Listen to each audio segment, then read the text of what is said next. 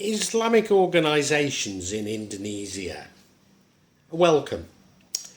Well, Ramadan has now started, but it actually started on different days for us in Jakarta. And if we had to be good and Kidal, it'll still end on the same day, meaning that if we were in Gunung Kidal, we would fast for an extra day. And I can hear you all saying, why? So the purpose of this vlog is to explain it, but I'm not too certain that it does. In Gunung Kidal, our local masjid or mosque is Muhammadiyah, whereas in Jakarta it is Nahdlatul Ulama. Although both homes would have an alternative very close by. So in other words, if we wanted to choose one or the other, we could do both in Jakarta and Gunung Kidal. And maybe we're a little unique in having two homes. Maybe we're a little unique in choosing different Islamic organisations that we follow. But I don't think we are. But anyway, more on that later. You're probably saying, well, okay, that still doesn't answer why.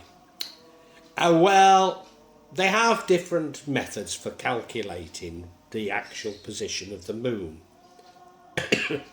But if you hadn't realised, of course, that's all to do with authority and challenges to that authority. For much the same reason, in England, Ramadan may start on different days between Bradford and Birmingham. So what I thought I'd do in this is explain these different organisations.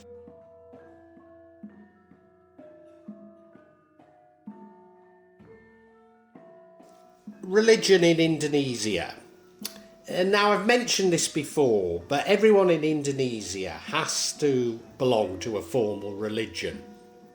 This is recorded on your ID card. So this does lead to there being a concept of secular Islam or secular Muslims within Indonesia. So in other words, there are many people who are recorded as Muslims, but don't really actually practice Islam. Now you might even ask, well, what does that mean? Because, in the West, there are plenty of Christians who may only go to church at Christmas or Easter, if at all. And it'd be the same in Indonesia with Muslims. So, where does secular end and non-belief begin? I honestly don't know.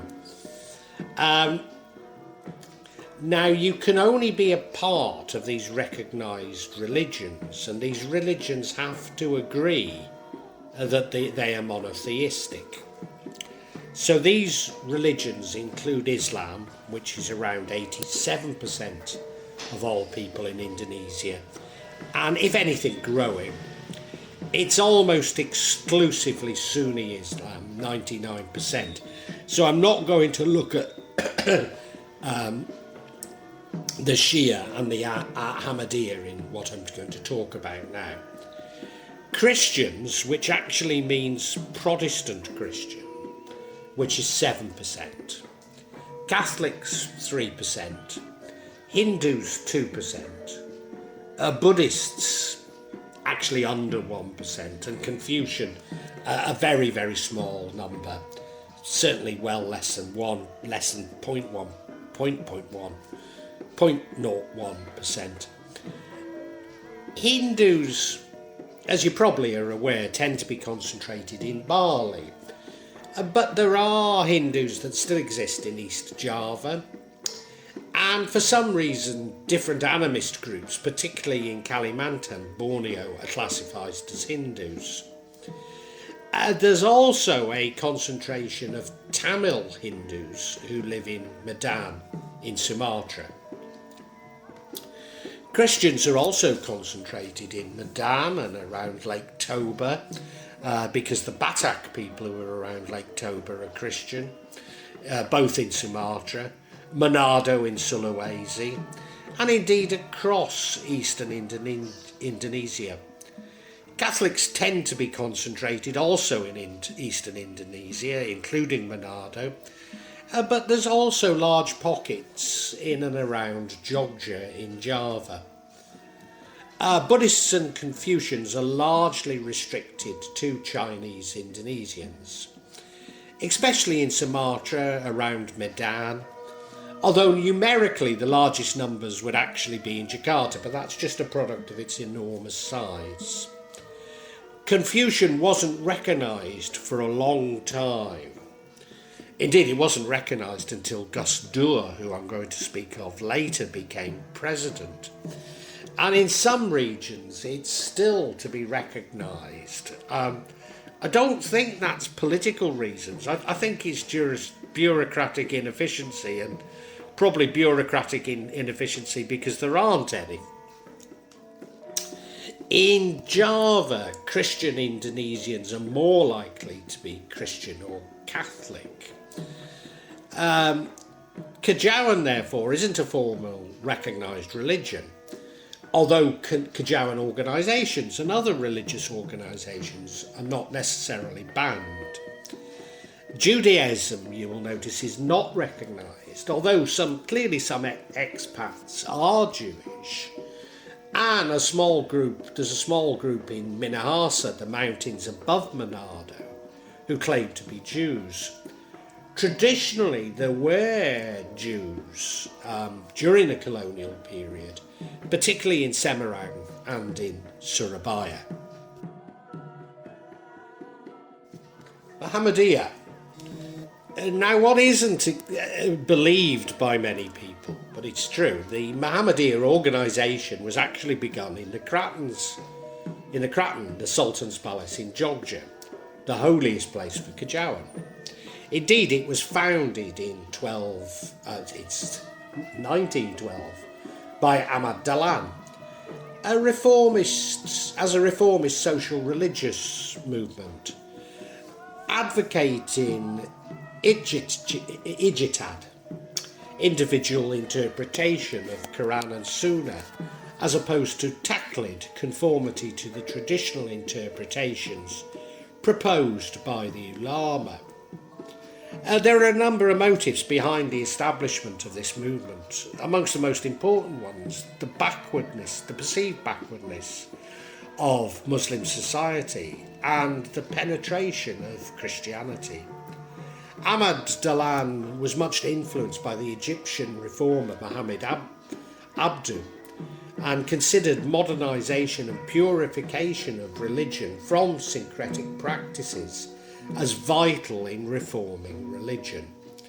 So Muhammadiyah is called reformists, and its attempt is to reform the more conservative Islam of Indonesia, despite, and this is very confusing to Westerners, because Westerners would instinctively call Muhammadiyah the conservative, and the conservative Islam they would see as being reformist maybe, or certainly liberal. Therefore, since its beginning, Muhammadiyah has been very concerned with maintaining Tawhid and refining monotheism in society. In general, Muhammadiyah has avoided politics, unlike its traditional counterpart, the Nahdlatul Ulama, and it never formally formed a political party. Since its establishment, it's devoted itself to educational and social activities. Muhammadiyah emphasises the authority of the Quran and the Hadiths as the supreme Islamic law, and serve as a legitimate basis for the interpretation of religious beliefs and practices. And this contrasts very sharply with the traditional practices where Sharia law is invested in the religious schools by the Ulama.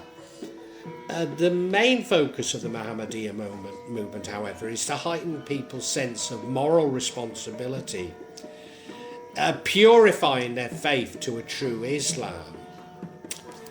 Theologically, Muhammadiyah does adhere to Salafiyya doctrine, calling for directly returning to the Qur'an and the Sunnah and the understanding of the Imams of the Salaf, the early generations of Imams, including the four Sunni Madh'habs, the legal schools or the jurisprudence.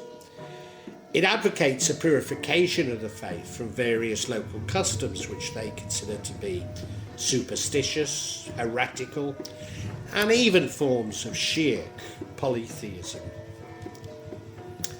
Therefore, Muhammadiyah opposes the syncretism, where Islam has coalesced with animism and with Hindu-Buddhist elements that were spread amongst communities from the pre-Islamic period. In other words, Muhammadiyah does stand in opposition to Qajawa. Nahdlatul Ulama, or NU, organisation began in Surabaya in 1926. So it's old, it's younger than Muhammadiyah. By ulama and merchants to defend the traditional Islamic practices in accordance with the Safi school. So in other words, it really developed in response to the challenge from the Muhammadiyah, but it was a response to maintain the practices that were seen as traditional to Indonesia, even sometimes described as Islam Nusantara. NU's religious views are considered traditionalist, so as I say, it's a bit strange because in the West you'd see it the other way, in that they tolerate local cultures as long as it's not seen to directly contradict Islamic teachings.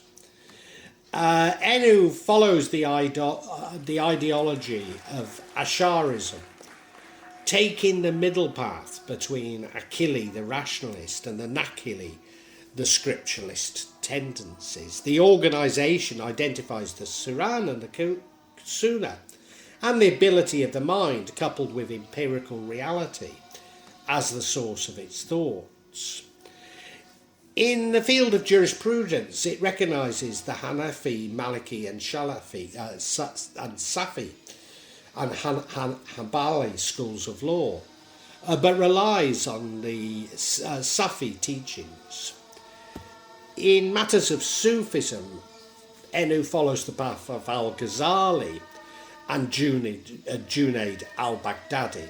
So Sufism is very important, but it's often, what can I say? I mean, to my mind, it is a Sufi organisation, but it's merely incorporated within NU. So many people will follow NU, and they may even follow some Sufi teachings, but not necessarily identify themselves as being Sufi. It's been, as I say, that there's confusion in the West because it's seen in the West as progressive, liberal, pluralistic Islamic movement. And it is a very diverse organisation, but included in it are some very conservative factions.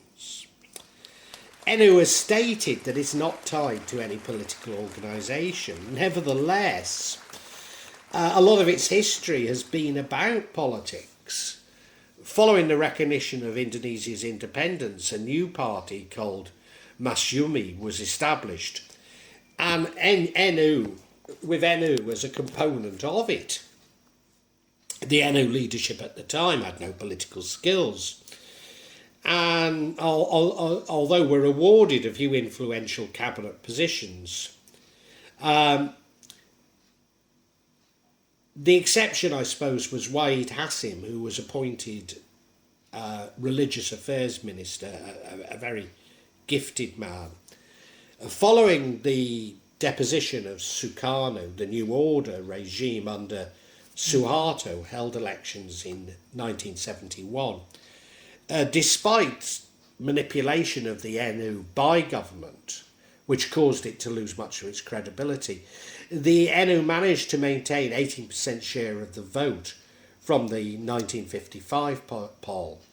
However, in 1973, it was obliged to fuse into the new United Development Party, or in Indonesian, the Parti Persatuan Pembangunan, PPP. The PPP came second after the government-sponsored Golkar organisation in the elections of 1977 and 1982. But in 1984, the new chairman, Abdurrahman Wahid, also known as Gus Dur, the son of Wahid Hashim and the grandson of the founder, Hasim Asria, withdrew from the NU from the PPP because of he was dissatisfied with the lack of influence of the NU within the organisation. As a result, in the 1987 elections, the PPP vote collapsed from 28% in 1982 to only 16%. From then on, it was expected that the NU would concentrate on religious and social activities. However, in 1999, Gus Dur was elected president of Indonesia. He stated that NU is like a Shiite organisation, minus the Imana. Simply Shiite is NU plus Imana. Something that actually has struck me.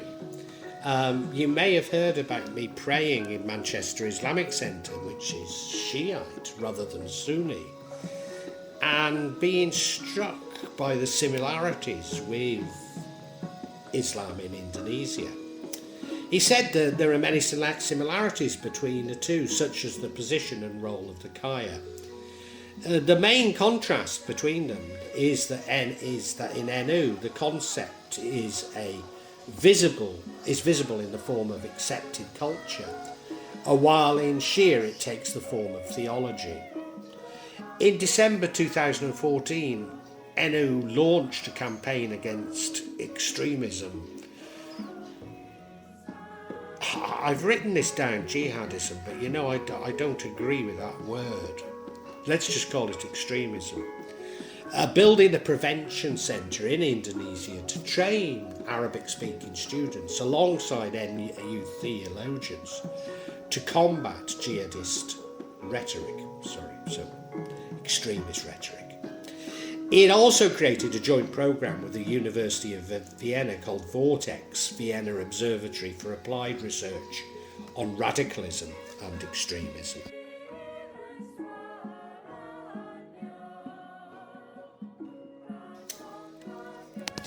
What does this mean for Indonesia? Tablighi Jamaat's followers are increasing in Indonesia and are likely to be found within the Muhammadiyah community. So therefore there are accusations, and I think with a degree of credibility, that Indonesia is becoming more, using the Western term, conservative in terms of its Islam, but only marginally. Furthermore, supporters of the now banned paramilitary organisation, the FPI, Front Pembela Islam, FPI, the Islamic Defenders Front, who were behind the deposition of Governor Ahok, and even more dangerous groups are most likely to also be members of the Muhammadiyah community. However, it's wrong to see it as a straightforward Salafi schism within Indonesian Islam. In the main, the further west in Indonesia one goes, the more Salafi the Muslim community is. Beginning in the far west with Aceh, the one region of Indonesia which has Sharia law. Our Muhammadiyah Masjid in Gunung Kidul incorporates many practices frowned upon, even in Jakarta. Indeed, the main imam at our masjid, a relative of mine, is very happy to lead prayers at a salamatan, But Salamatan is maybe seen as the most important division between Muhammadiyah and NU. And nevertheless, Islam in Indonesia is becoming what the West sees as more conservative. But it's easy to misconstrue this from looking at styles of dress and thinking that this is associated with beliefs, when often it's simply associated with fashion. What I would argue is that these moves seems to be being encouraged by politicians, or certainly for politics. And in Indonesia, whenever you feel there's political manipulation, one has to look to those who one would least associate with conservative Islam. So in other words, what I'm saying is there's so much subterfuge that those who you would think would gain the least from promoting conservative Islam are most likely to be the ones doing so. Furthermore, I'd say there is evidence of overseas intervention in Indonesian politics through payments made for specific projects and indeed policies. And now, of course, Saudi Arabia and other, the UAE, do fund masjids, education within Indonesia. So it'd be tempting to see this as evidence of this political manipulation. But I actually think that it's probably exactly the opposite. Although it's hard to comprehend the motivation and end game of those involved in it. But I do nevertheless suspect it, but I'm only suspecting it, it's only my view. Having said all of that, there are plenty of people in Indonesia who simply attend their nearest masjid and are largely unaware of the differences between NU and Muhammadiyah. Maybe the prayers are shorter in Muhammadiyah and they're aware of that. In Java in particular, most people would incorporate some Kejawen beliefs within their Islam, and maybe without even recognising these to be Kejawen beliefs. Just as many religious people in the West may hold on to some superstitions. So what I'm really saying is, having sort of talked about this potential schism, talked about Islam possibly becoming more conservative, for want of a better word, within Indonesia, I think it's easy to get carried away with it, and that it's far more nuanced than what it seems at first glance.